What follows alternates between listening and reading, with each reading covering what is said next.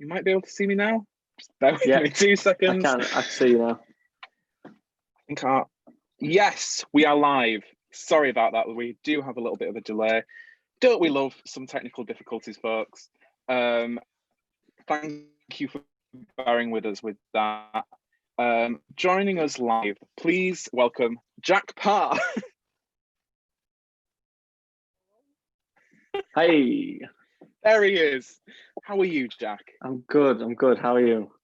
Do you know what? I'm surviving. Surviving. I'm surviving. It's a really strange thing to have to deal with a premiere and a whole series launch virtually because of obviously current situations. How has it been for you? Do you know what? It's actually been so good. Like my life, I really do feel sorry for people who are struggling with mental health and lost their jobs, but I'm one of the lucky ones that it's actually improved my life and my career, genuinely.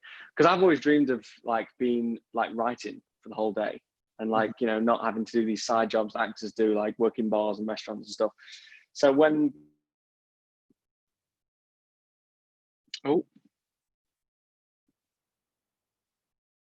I'm sorry, guys. I think we have lost Jack there.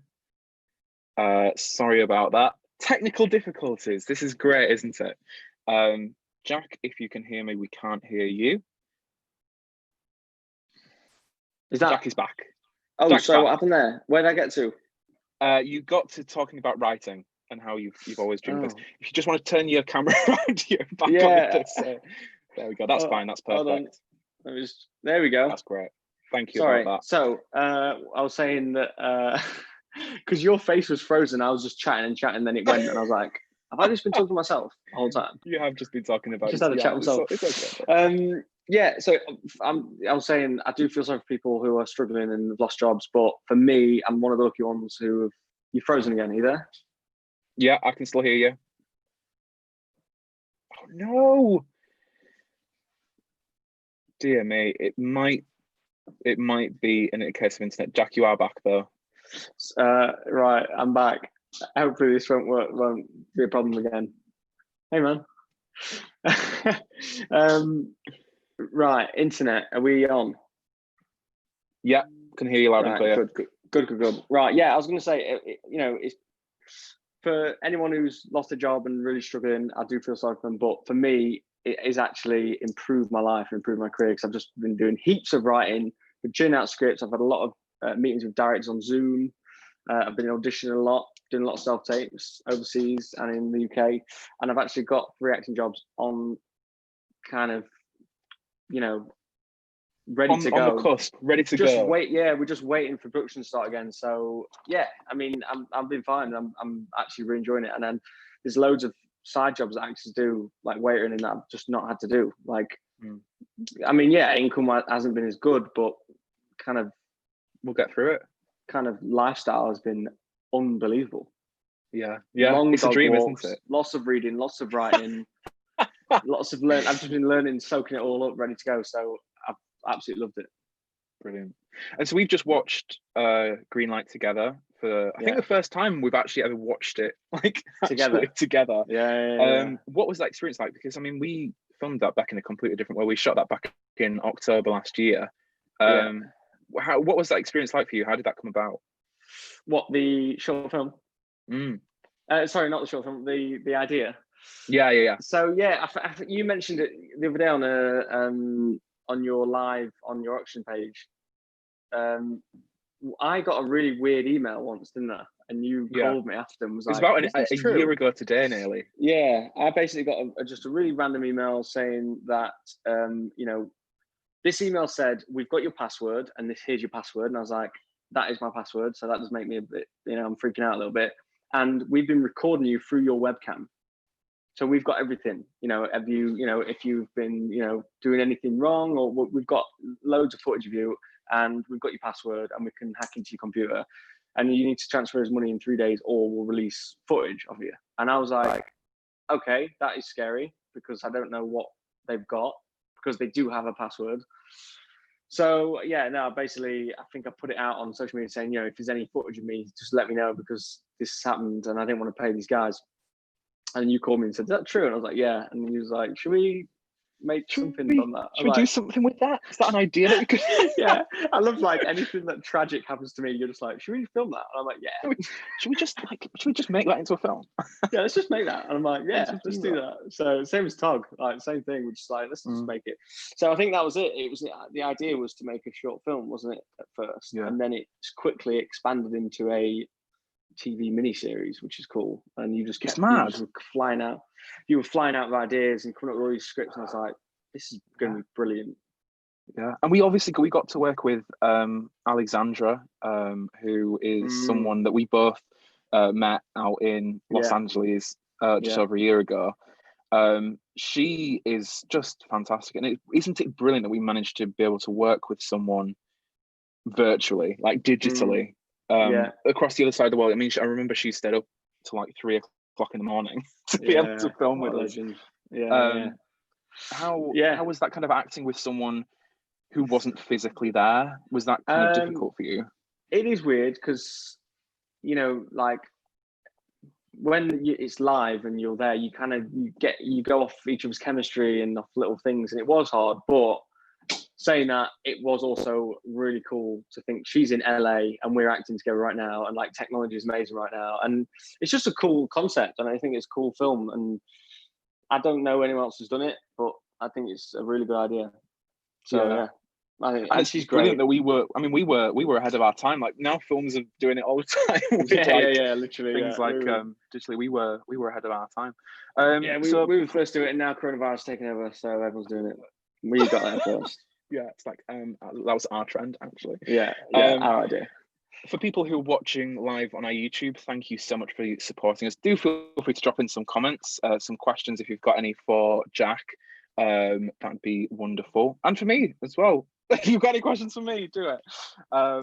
So, I mean, one of the things that I'd like to know from you, Jack, is obviously you helped kind of write it and create this character. What was difficult for you playing Sam? Because I mean, you literally had to you were really vulnerable in front of the camera. We've done it before. It's kind of an Oxygen film staple now, isn't it?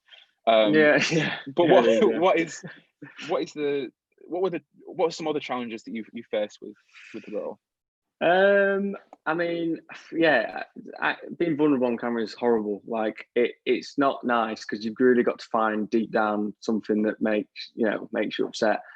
And it's same with Tog. That was really hard because the only different thing about Greenlight is I didn't, kind of experience it like the character did. That what we did with my experience was a little bit scary. And I was like, oh my God, but this experience with this character is we ramped it up. We was like, let's take our story and times it by 100. And if this video goes viral, this kid's career's over. So I think when it's not happened to you, you just got to try and find something that you relate to, that's similar, and you just got to immerse yourself in it fully, and hopefully it works. I'm just try and commit fully, and hopefully it works. Whereas Tog, that was my story, so I was like, I kind of felt I just had to relive it, which was also difficult doing it, but potentially therapeutic. I mean, I remember we spoke about it when we filmed it. That actually being able to explore some really challenging themes. I mean, we've worked together on 6 films now. It's insane to think. We've known each other for nearly half of my life. That's horrible to think of. That is mad. That makes me feel so old. Yeah, you are old. You're only like 2 years older than me. But I mean, we've done some really exciting things. We did This Is What We Live In nearly 4 years ago now, which is crazy to think. That is crazy. And that I remember then it was 4 years ago this December. So remember you had to really put yourself out there as an actor for that one. And then we ramped it up again with the next film, which was Wretched Things, where you had to really go out of your comfort zone. Then again with Tog, and then again with Greenlight. It's like, what next is for you in terms of like challenges? What are you wanting to challenge yourself with next? It's so interesting, that I need to sit down and think about it, because I've been so busy, which is good, which is really good. I think I signed with a new agent in Jan, and that kind of changed my life. She's been congratulations, amazing. I've booked some of the biggest work I've ever had, and so I kind of haven't had a real rest to think about it. I think, yeah, I've really challenged myself with you guys and with the roles we've done. And then I went off my hair short. I went off and played a skinhead role in December, which was really a totally different character that I thought I was going to be, you know, kind of long moppy haired boy next door. But then next minute I'm shaving my head and I'm the lead villain. So what next? I don't know. It's difficult to say because I'm like, challenged myself there. I've challenged myself here. Now I don't really know what to do next yet because I need to think about it. But the next role I've booked, I'm playing a drummer. So I'm going to be in a band. So that's going to be nice. Cool. So I haven't had time to think about it because it's been kind of ball rolling, snowballing, which is good. So I think when I have a breather, I'll sit down and think what I really want to play next. But I think the writing gets that out of me as well. When I write films, that relieves the want to do something or to play a character because I can write characters that I'm never going to play or write stories that I'm never going to be in. So that kind of relieves the creative, like, do you know what I mean? Grit. I can put it down on paper. So I don't have that kind of yearn to like really play characters because I can just write something.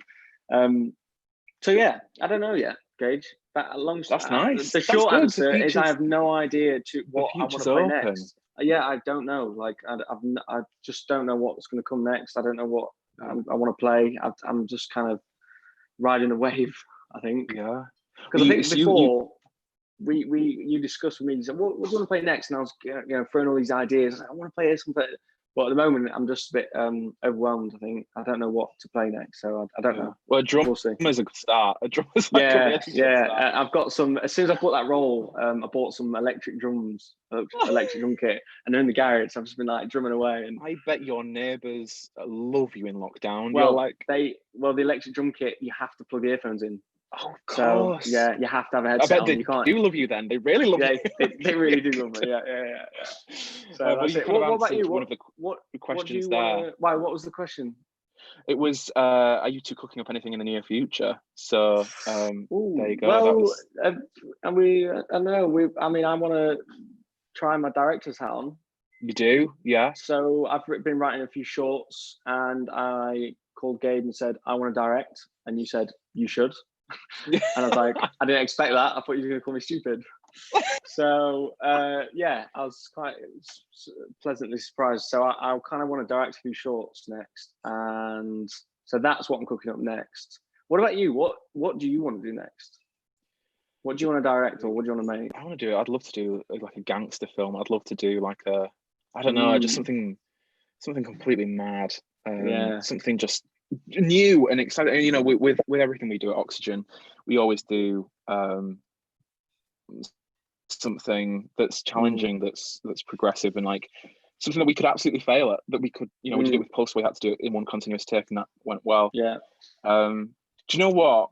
I would love to do a live interactive film where the audience can decide and choose the narrative while watching the film. That is so interesting. Yeah. Sounds like a logistical nightmare, but sounds fun. It sounds like a problem for Sean Carey and Eleanor Hobson, producers. That sounds horrible for everyone else. Good for the audience. So now, Nathaniel Farah has come in and says, "Hi, Gage and Jack. I'm a long-time listener, first-time caller. That's good. Does taking inspiration from real-life experiences like Greenlight have any therapeutic effect with navigating these personal topics?" I think so. I think so. I mean, when we did This World We Live In, I remember me kind of having to, like, when we had those chats, I think it was a lot of it was me trying to kind of say, this is the real world for like a queer person, for a gay man, which obviously you wouldn't ever experience that not being a gay man. So that was really therapeutic for me, just in order to kind of just kind of live and tell that story and breathe that story, because it's affected my life personally, it's affected lots of my queer friends' lives, and to be able to just put that into a film, an artistic piece, and then have and then also to have people watching it. I remember at the premiere we had a guy come up to us and said, like, this has killed some of my friends. We've had so many lovely comments. That's kind of what it's about, isn't it? Like, film is such a powerful, I say this so often, but film is a really powerful tool for people. And I think for me, it was really good to step into them shoes so I could understand how you might have felt or someone else might have felt. Because once we filmed that and it went out into the world, we got messages from people from all over the world saying, oh my God, that was my life. And like, I'm still not out yet in front of my parents, or, I've had a horrible, life at school. I was like, wow, that's really emotional because I didn't understand that before. And then I'm like, okay, I'm getting the messages flooding. I'm like, I kind of understand a little bit now what you kind of went through. Whereas before I had no idea because I'd never experienced it. Yeah, it's allowing people to present, an opportunity to understand the world that we're this world we live in. I can't remember who it was. I think it was a black female actress that she said she wanted to get into. I can't remember where I heard this, where she basically said she wants a young girl, a young African girl, to look up on the screen. Oh, I think it was actually Hollywood, the TV series. Sorry, I didn't know where I'd seen it or heard it. Because she wanted a young black girl to look at that screen and go, I can do this. And it's about like, you do this, you tell these stories so that, people that are underrepresented or, haven't got the opportunity to go, I can do this. If like Gay Jockey from Leeds and Jack from the farming village can be in film, then they're like, right, I want to do it too. Exactly. All everyone wants is to be seen on screen. That's literally it. They want to see themselves and their stories and their voices heard. Yeah. I think we've done that. I think we so really it's terrifying. have. It is terrifying. Like we go through the stages of being like dead excited because we've got a script and we're working on something, to being terrified to releasing it, to being like, I think I'm relieved now because people have received it well. Like, some of the films I've like we've released, I've just been like, I'm so scared to put this out into the world, because you're kind of taking a bit of yourself and then put it out there and going, watch that. Please don't hurt my ego. Yeah, don't, please don't. Please don't criticize my life. Yeah, please say I'm great. So we're joined by quite a few people who I recognise. We've got Dan Shepherd, Tom Harkness, and Alex Bamford. Tom has asked, was the final version of Greenlight what you envisaged when writing it? Better. Better. That's good. Yeah. There's only one problem with it. Go on. That I wanted more. You wanted more? Yes, my friend Jodie, she's just watched it and she was like, I literally was ready in for a 40-minute film. Like, she was like, I wanted so much more. She was like, but I think it's good to just dip in and go, no, you're not having any more of that, and it keeps people wanting more. Just a little treat. But yeah, I wish it was like I wanted to do more of it. I wanted to film more. We just was on set for like 2 days and I was like, I want more of this. Yeah, I mean, we literally did shoot it in one day. It wasn't even one day, it was more like one, because we finished it like 4 hours early. Yeah. And there's 3 people on set. There was me, Eleanor, and Devon. Yeah. Like in crew member roles. It was just mad.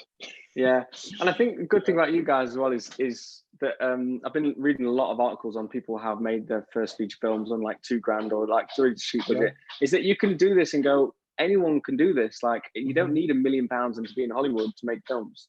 Like, you can do it. You just need to pick up a camera, a few of your friends, and you need to write something and shoot it. And it might be rubbish at first, but you can just get better and better. Yeah. So reading these articles made me think, right, yeah, we can do this. Yeah, and that's a really good message to anyone who is watching, who is an actor, a creator, a content maker, a filmmaker, a writer. Just do it. Like, there is very little stopping you. If you're a writer, you don't need expensive software. You need a pen and a paper and an idea. If you're a filmmaker, you don't need an expensive camera. You've got a phone. If you might have one, you've got an iPad, you've got a camera on there. You could get a really cheap £20 camcorder. There's nothing stopping you from doing it. All it takes is a long time. It just takes a while. That's, if you want to get in there, you just know you're in for the long run. And it just takes grit and determination, but you could do it. Anyone could do it. The 2 best things I've read recently are Cosmos, or is that right? Cosmos? Cosmos. Sci-fi film.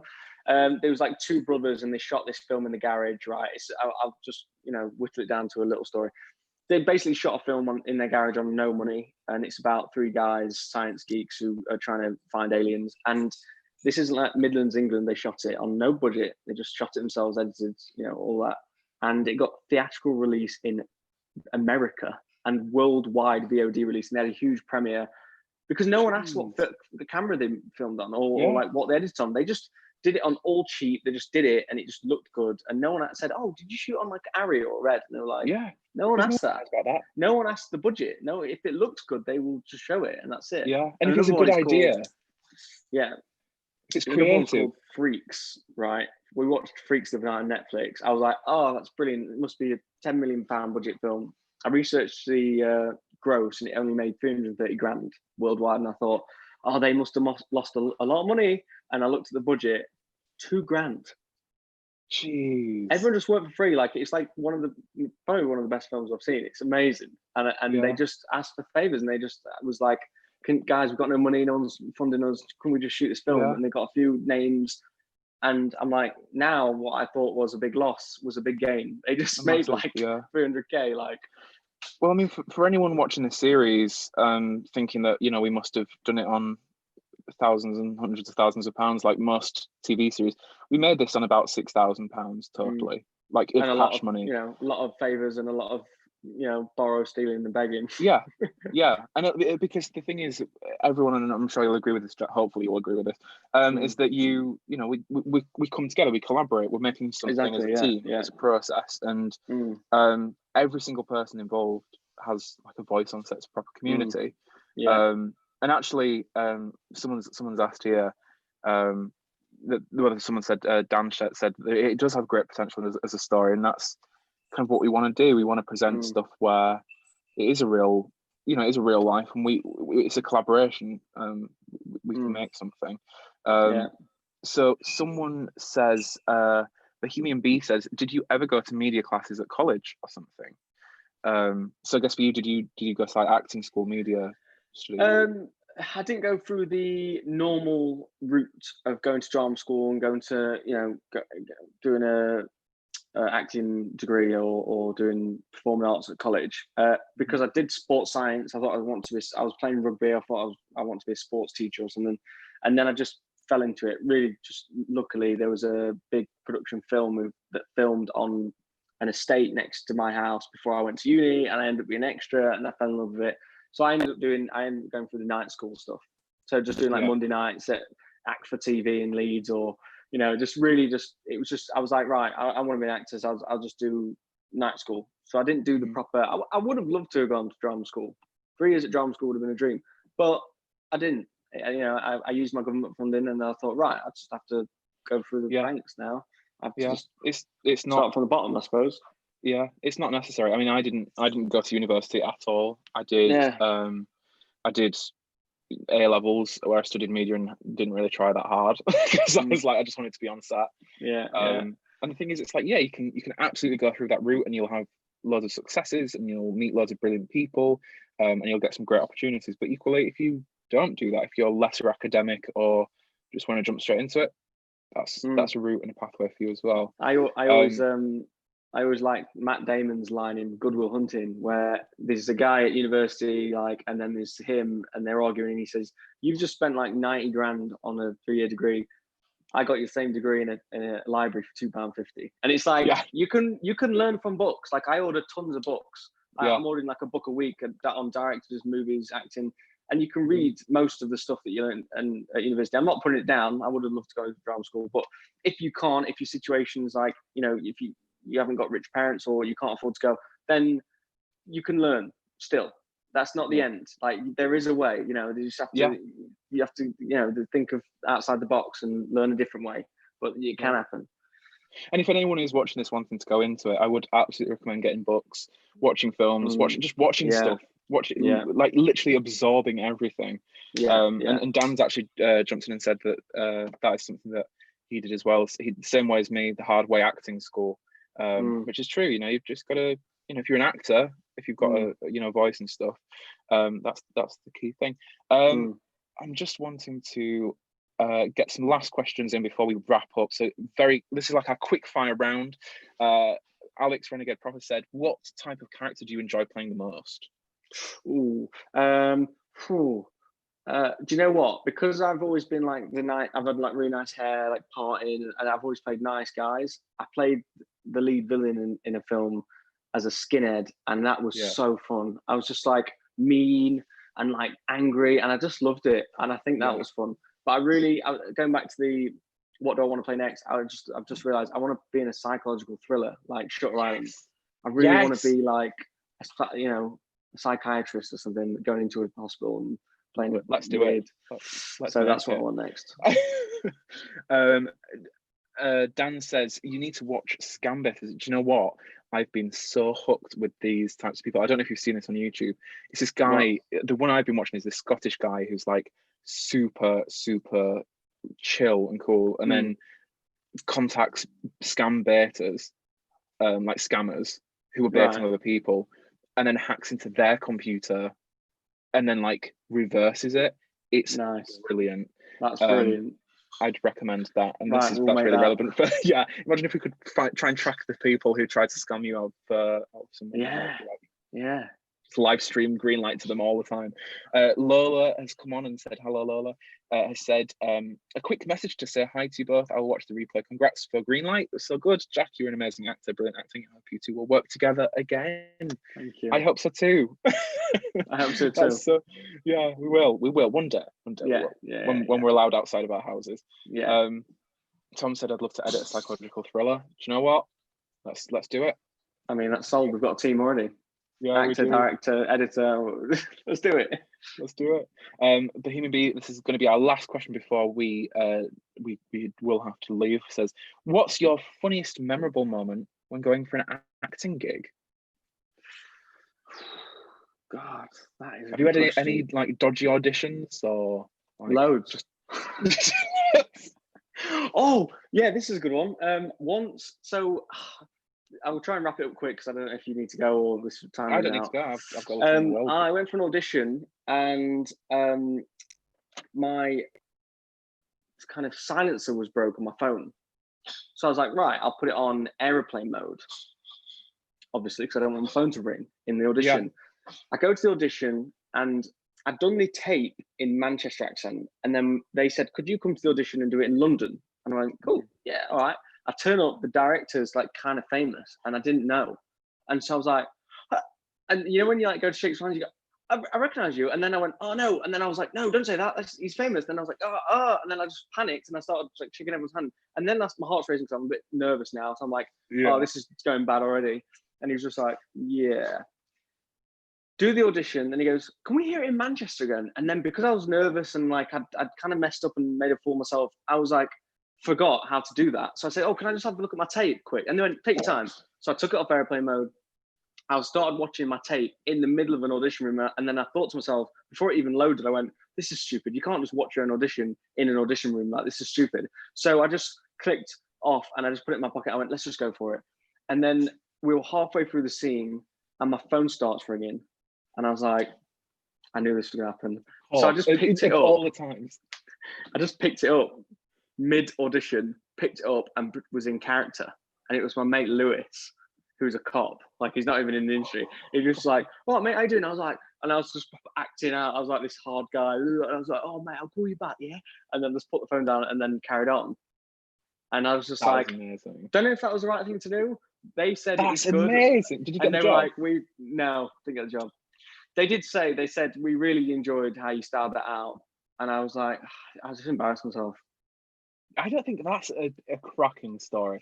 In your autobiography, that's going to be a chapter. I can see it now. I can see that happening.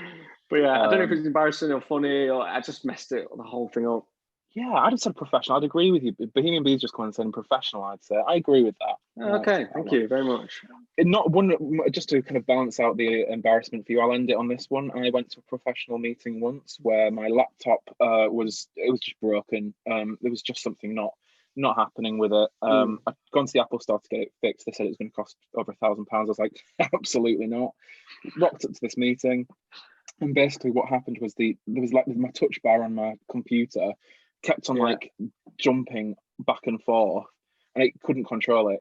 I sat in the meeting, opened my laptop lid, and Lady Gaga Poker Face started playing. I was like, oh, I am so sorry, like try turning it down. As I did, it went floof right back up to the top, like blasting out in Cafe Nero. I was like, I'm so sorry, like trying to like figure out how to turn it off.